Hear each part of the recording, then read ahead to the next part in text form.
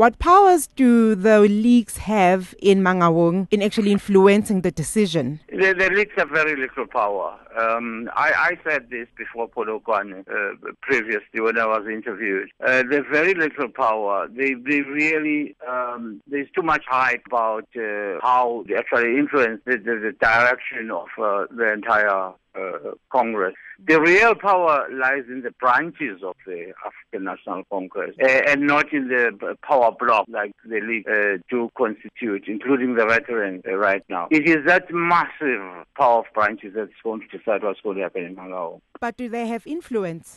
The influence is really minimal. I think it's blown out of proportion by the media. They might have an influence, maybe say the youth league amongst the young people in this country who are actively members of the African National Congress. But within the structured movement itself, they just don't have the power. Unlike maybe, I suppose, the Youth League of the 1940s that sought to actually change the direction of the African National Congress.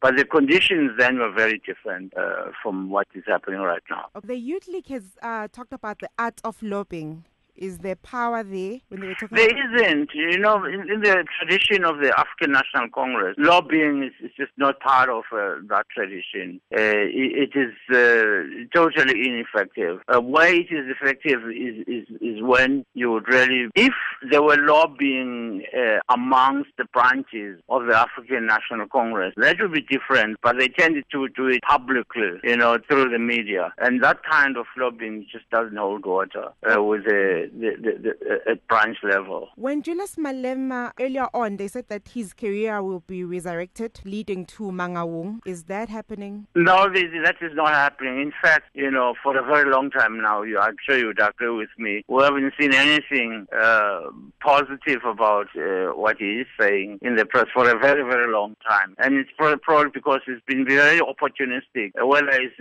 Marikana or Lenasia. He props up there and make very reckless statements. Okay. And he is, that's why there's even divisions within the Youth League.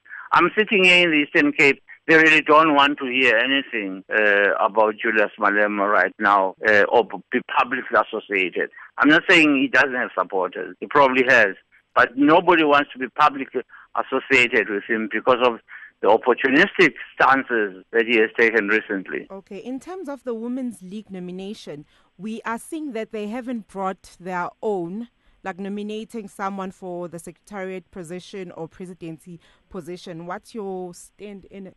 My take is that the ANC Women's League will simply support the status quo. You know, as the top six that is there, they simply just support that. They don't want to upset the apple cart, so to speak. Okay, so does that mean that they do not have a candidate within their own that they feel strongly about that can hold a strong position like the presidency? No, not right now. And of course, we can speculate that Dr. Nkosazana Dlamini Zuma would have been their candidate, but she's not available right now because she's out of the country and holds Africa's most important position that we need very desperately as a continent. That would be the candidate that you could talk about if you are a member of the ANC Women's League. Okay, in closing, the Veteran League, how important are they in the regeneration of the party's values? Oh, they are very important. You know, these are the people who, you know, embody the cultural and traditions of the ANC, you know, as